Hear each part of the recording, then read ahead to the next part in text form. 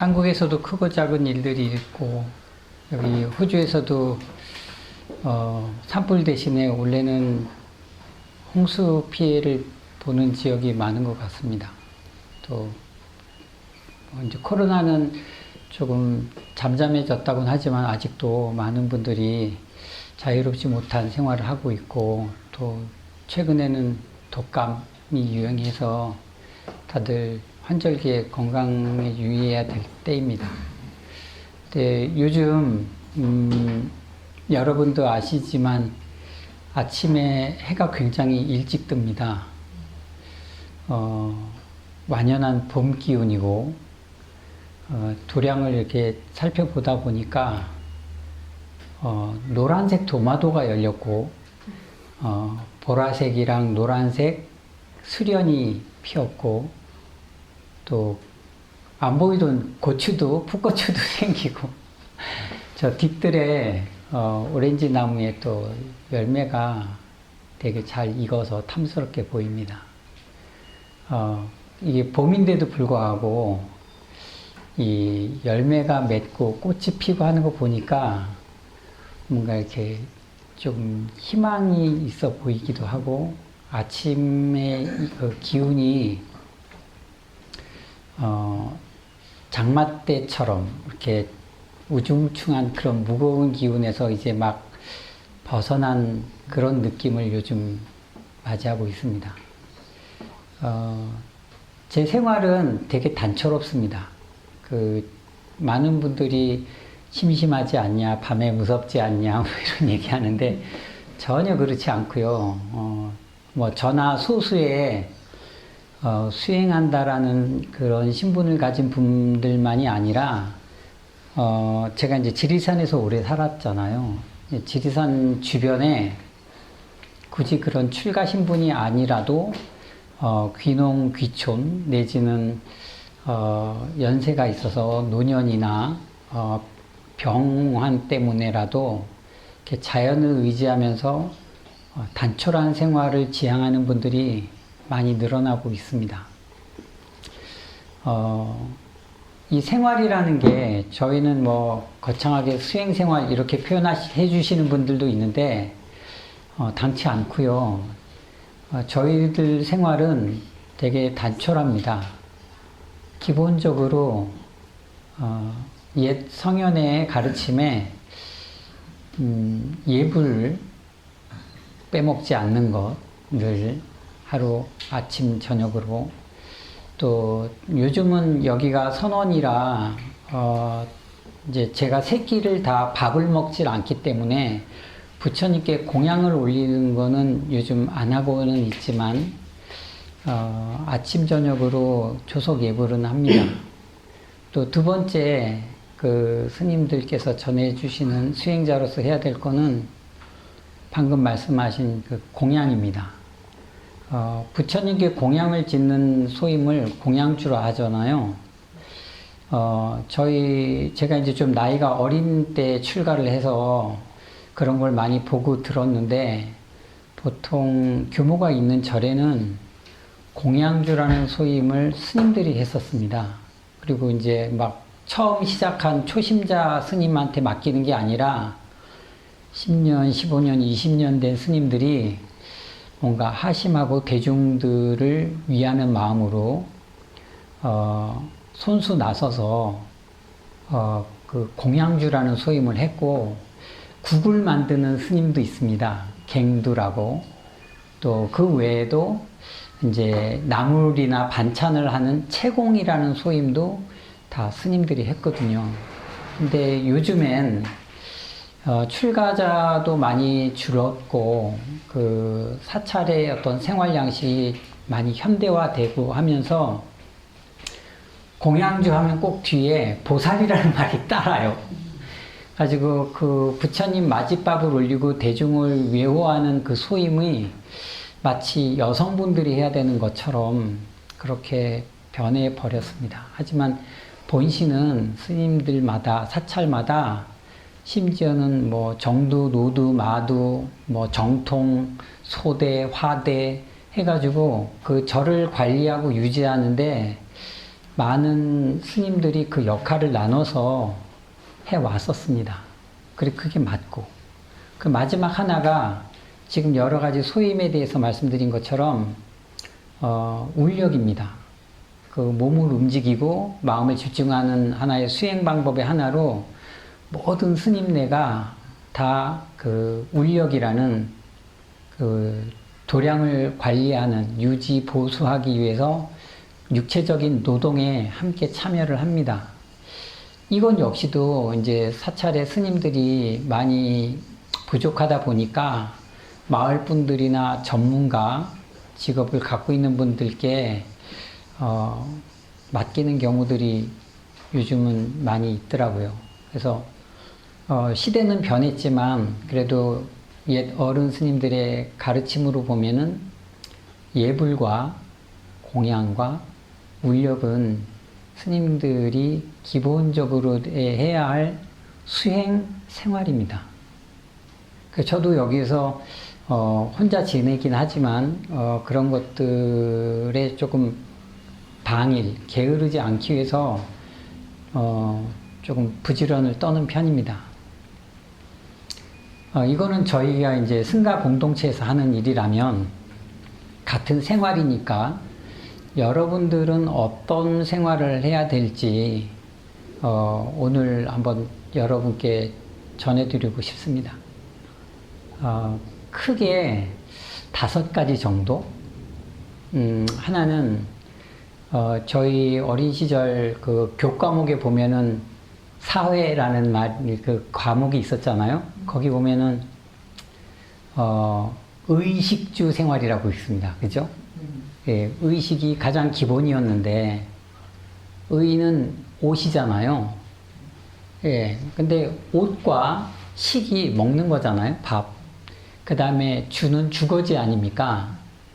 이 3가지의 공통점은 전에도 그 한국말 하나 얘기했는데 짓다예요. 마음과 정성을 들여서 하는 행위가 짓다예요. 옷을 짓는다 그러잖아요. 어른께 한복 한 벌 해 드린다라는 의미로 짓는다. 땀땀이 옷을 한 벌 짓는다라고 표현하죠. 밥을 짓는다라고 하고 집을 짓는다라고 해요. 근데 이거는 나 개인을 위한 게 아니라 가깝게는 가족, 많게는 타인들을 위한 정성과 노력, 시간 이런 것들을 함축하고 있는 말인 것 같아서 저는 개인적으로 이 짓는다라는 말을 되게 좋아해요. 복 짓는다. 예. 근데 안타깝게도 얼마 전에 그 사업을 하는 그 부부가 다녀갔었는데 의류 사업을 해요. 근데 제가 잘못 들었는지는 모르지만 전 세계에서 배출되는 쓰레기의 약 7%에서 많게는 25%? 전 세계에서 어마어마한 양의 쓰레기가 옷과 관련되어 있대요. 이게 뭐 그냥 수치상이 아니라 많은 선진국, 중진국에서 배출되는 그 재활용 옷 같은 것들을 후진국에 보내는데 양이 너무 많아가지고 마치 산처럼 쌓여져 있는 사진도 본 적이 있는 것 같습니다. 저는. 예, 그래서 이 옷이라는 게 예전에는 참 이렇게 짓는다, 정성이나 노력 이런 것들을 포함하는 어떤 대표적인 걸로 표현되었지만 요즘은 물질적으로 풍요로워져서 외출복, 운동복, 잠옷, 평상복, 뭐 운동도 여러 가지예요.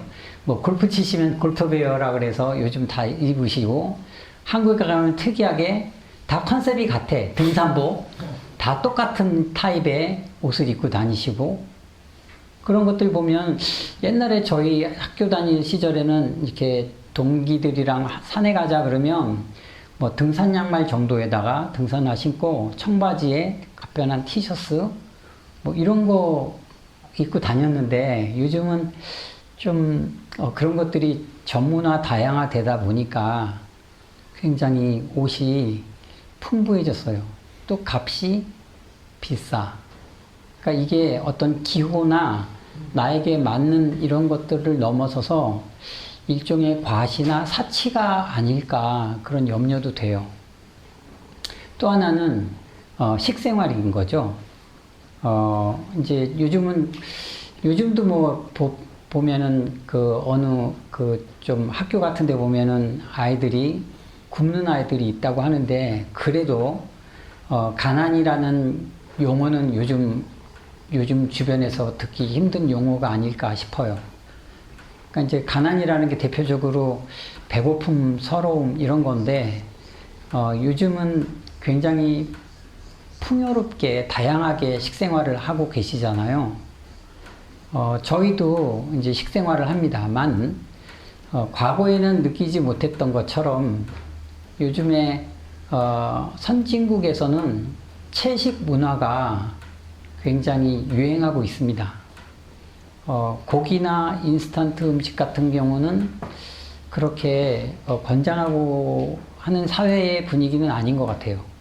스님들이 다행히 오랜 전통으로 채식 중심의 식생활을 하는데, 더러 여러분들이 묻죠. 스님들도 고기 안 드시나요? 이렇게 얘기하는데, 뭐 예전에 어느 스님들께 잠깐 그 부분에 대해서 이야기를 전할 때를 기억해 보면, 스님들도 건강을 유지하기 위해서 약으로 먹는 경우가 있어요. 특히 이제 요즘은 남방불교와 대승불교 이렇게 나누기도 하죠. 근데 남방불교, 즉 소승불교는 그 테라바다 부디즘이라 그래서 라오스, 캄보디아, 베트남 뭐 이런 데에서는, 스리랑카 이런 데에서는 그 육식을 하기도 합니다. 근데 대승불교권에 와서는 육식을 안 하는 게 옳다 이런 추세예요. 하지만 전제했듯이 몸이 허약하고 영양이 불균형스러우면 수행에도 어렵기 때문에 공양을 하는 경우도 있고, 부처님 가르침에도 입능가경이나 아니면 스타니타파에도 언급되어지는 부분이 있는데, 삼정육이라는 말이 있대요. 삼정육이, 정육점 할 때 그 똑같은 말인데 용어가 변했다 그러던데, 자연스님 얘기로는. 실은 그 정육이라는 말을 할 때 그 정자가 맑을 정자예요. 깨끗할 정자를 써서 그 세 가지의 깨끗한 고기는 부처님 당시 때에도 부처님께 말씀하신 건데, 부처님께서 그 고기는 수용을 한다라고 하셨거든요. 첫째는 내가 먹고자 하는 고기를 지적하지 않는 고기예요. 나 이걸로 줘. 특히 회. 여러분 횟집 들어갈 때 요거 싱싱해 보이네, 요거 잡아주세요 이러면 이거는 죄에 대해 해당되는 거죠. 악업이에요. 옳지 않아. 낚시는 그래서 여러 가지 취미생활 스포츠 좋지만 낚시는 권해드리고 싶지 않아요. 큰 업을 짓는 거예요. 그걸 업으로 하는 분들은 어쩔 수 없지만, 지적해서 내가 고르는 고기는 안 되는 거고, 또 하나는 도사라는 것을 보는 고기는 안 돼요. 누군가가 공양을 한다고 육식을 하는데 살아있는 생명을 죽이는 걸 내가 보거나 그러면 그걸 수용할 수가 없어요. 세 번째는 추측이지만 나나 승가를 위해서 도축을 한다라는 소리를 들으면 이 고기는 수용할 수가 없어요. 그래서 이 세 가지를 깨끗하지 않은 고기라고 해서 이제 수용할 수 없고, 그 외의 것은 정육이라 그래서 부처님 제자들에게 공양을 올리는 음식으로는 수용을 하셨다고 해요. 그래서 여러분들도 이제 식생활이라 그러니까 물론 여러분들의 건강 상태나 연세에 비해서 이제 많이 관심들을 가지고 계시잖아요. 먹거리 문화에 대해서. 근데 그것이 지나치지만 않는다면, 과욕 부리지만 않는다 그러면 우리에게 몸을 유지하는 좋은 방편이 아닐까 싶어요. 이제 세 가지 중에 마지막이 이제 의식주 아닙니까? 이제 요즘은 뭐 아파트 생활 많이 하시지만 될 수 있으면 자연을 벗할 수 있는 기회를 많이 가져주셨으면 좋겠어요. 예전에 없는 일들이 많이 생기죠. 요즘 층간소음, 주차 문제, 옆집에 피해 주는 거, 이런 일들 많잖아요. 예, 그런 것들은, 아파트 문화에서 생겨난 또 다른 사회적인 문제인데, 이런 것들도 여러분들이 생활 속에서 빈번히 아니면 직접 여러분들이 겪고 있는 거니까, 이게 간과해서는 안 되는 부분들이죠. 제가 아까 울력을 말씀드렸는데, 스님들은 사원이나 아니면은 절, 아니면 그 밖에 수행처소에서 사시는데, 그거를 스님들이 자기 용돈, 자기 주머니를 열어서 지은 건물들이 아니에요. 시설들이 아니잖아요. 그 온 자리는 다 시주에서 온 거예요. 그렇기 때문에 스님들은 거기에 머물면서 해야 될 일은 있는 거죠. 유지하고 보수, 관리하는 거는 저희들이 해야 될 일들이지만, 그래서 그 장소에 심하게 집착을 갖는 건 옳지 않아요. 그리고 그거를 화려하게 꾸미는 것도 바람직하지 않아. 그러니까 여러분들도 그에 비춘다 그러면 여러분들이 머무는 그 공간이 될 수 있으면 안정적이고 깨끗해야 돼요.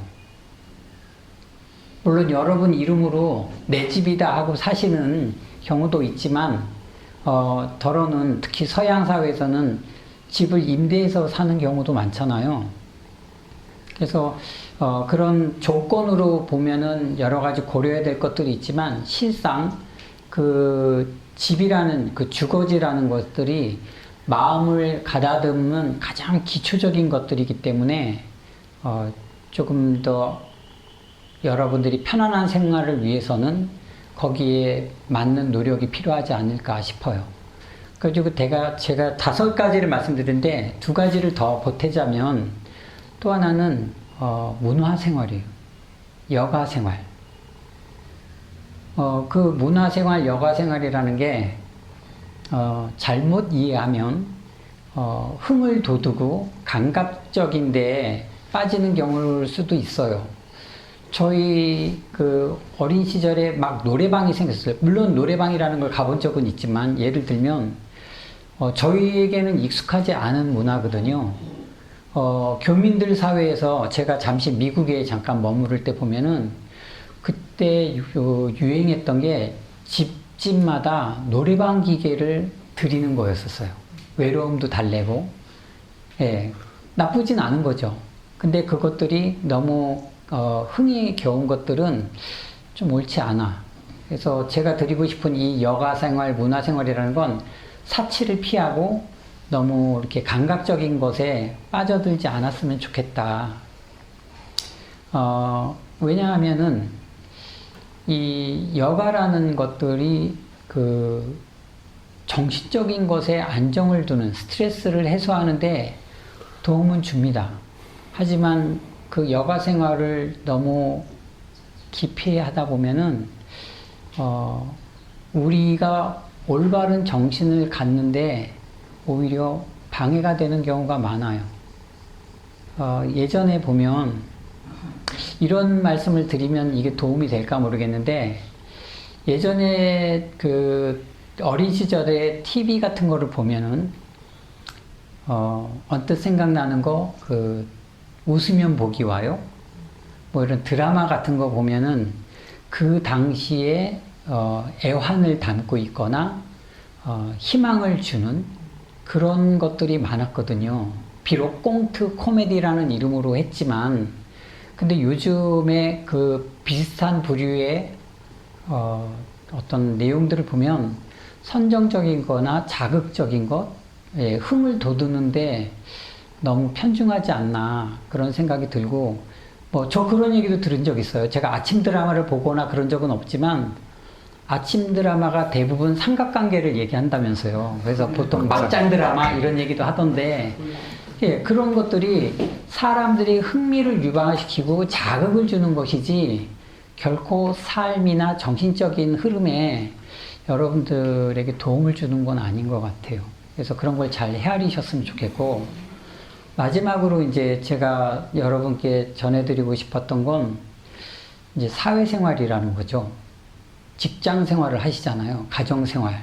저도 뭐 얼마 안 되는 살림이지만 냉장고, 부엌, 뭐 방, 뭐 아니면 도량 마당 정리, 창고, 심지어는 차 이런 거 이렇게 사용하면서 보면은 할 일들이 너무너무 많아. 뭐 특히나 옛날 백년암 스님, 성철 스님께서는 그런 말씀도 하셨다 그래요. 그 백년암에 출가하는 스님들은 기지옷을 안 입는 걸로 했었어요. 그러니까는 그 천으로 된 것보다는 광목, 좀 저렴한 그 풀을 해서 입는 옷.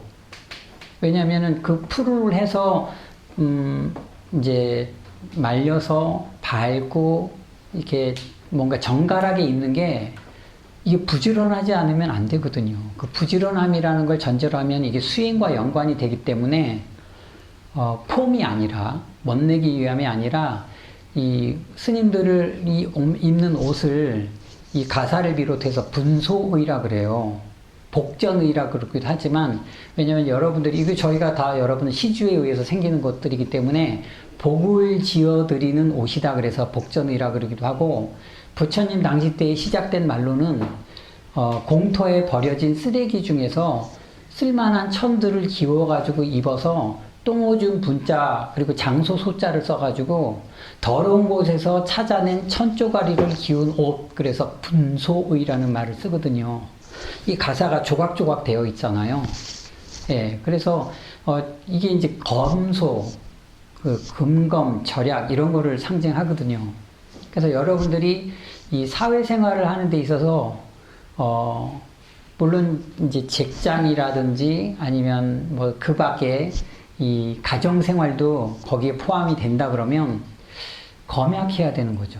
그리고 그거를 유지하려면 부지런해야 되더라고요. 단정해야 되고. 제가 뭐 여러 가지 이야기를 드렸지만 스님들의 생활은 이제 삶 자체로 그렇게 살아가는 거라고 한다 그러면 여러분들이 음식이나 옷이나 이런 주거지를 마련해 주는 것들이 100% 저희가 땀을 흘리고 기술을 발휘하고 뭐 지식을 나누어 줘 가지고 얻어들이는 그런 고정적인 수입이 없는 사람들이에요.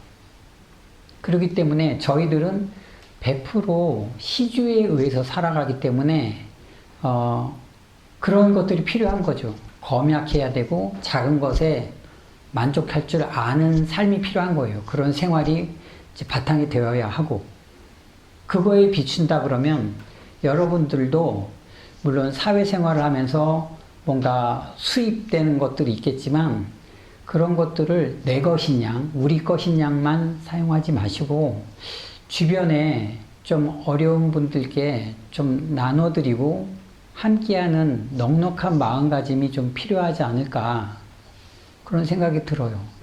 결론을 말씀드리면 스님들이 살아가는 수행 생활과 여러분들이 생활하는 것과 일반적인 생활이 다르지 않는 것 같아요. 수행 생활이라 그래서 특별한 것은 아닙니다.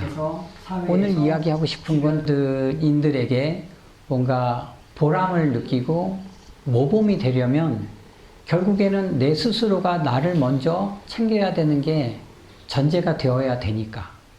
그러면 의식이 깨어져 있어야 되고 부지런해야 되니까. 결국엔 저희들이 뭐 독경한다, 사경한다, 절한다, 뭐 참선한다 이런 것들이 수행이라는 모습으로 여러분들께 비춰질지는 모르지만 제가 봤을 때는 워킹맘이라고 그러죠. 회사 직장 생활하면서 아이 양육하면서 시부모님들 모시고 남편과 함께 이 살림을 이끌어가는 그 보살님들이나 이 바깥 어른들의 생활이 이게 보통 어려운 일들이 아니에요. 저보고 하라 그러면 못할 것 같아. 아이 키우는 거 여러분 아시잖아요. 이게 신경 쓰일 일도 많고 걱정도 많고 물론 양육하기 위해서 경제적인 것도 필요하지만 몸도 굉장히 힘든 일들이더라고요. 그리고 이거를 한순간에만 그치나요? 아니에요. 꾸준히 나이가 들어서도 자식들을 염려하고 또 뭔가 해주고 싶어 하는 것들이 있잖아요. 대신에 그게 노년 생활이건 은퇴 생활이건 여러분들이 나이가 듣고 몸이 쇠했다 그래서 그 역할이 다 하거나 못한 건 아니잖아요.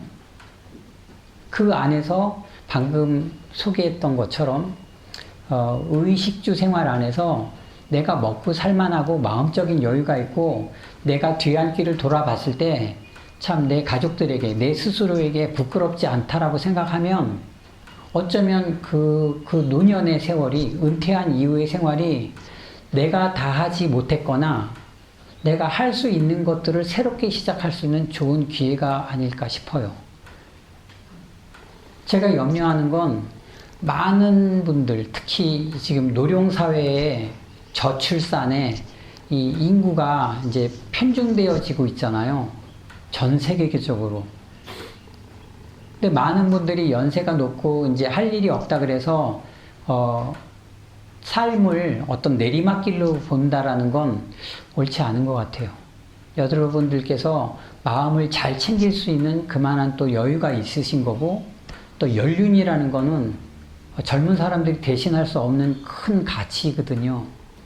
여러분들께서 그런 것들을 잘 살피시고 이어나가신다 그러면 흔히 요즘 사회에서 염려하는 뭐 어려움들 있잖아요. 우울증이라든지 뭐 여러 가지 장애로 정신적으로 오는 그런 것들을 좀 놔버리고 활력 있고 좀과 열정적인 그런 삶을 좀 살아가신다 그러면 저희들이 나이 들어서 많은 노스님들을 공경하면서 살아가는 저희 후학들이 본보기로 삼듯이 여러분들이 그런 노력을 한다 그러면 여러분들의 자녀분들 역시 남겨주는 재산과 무관하게 여러분들을 기억하고 존경하지 않을까. 참 어른으로서 그렇게 삶을 이어가셨으면 좋겠어요.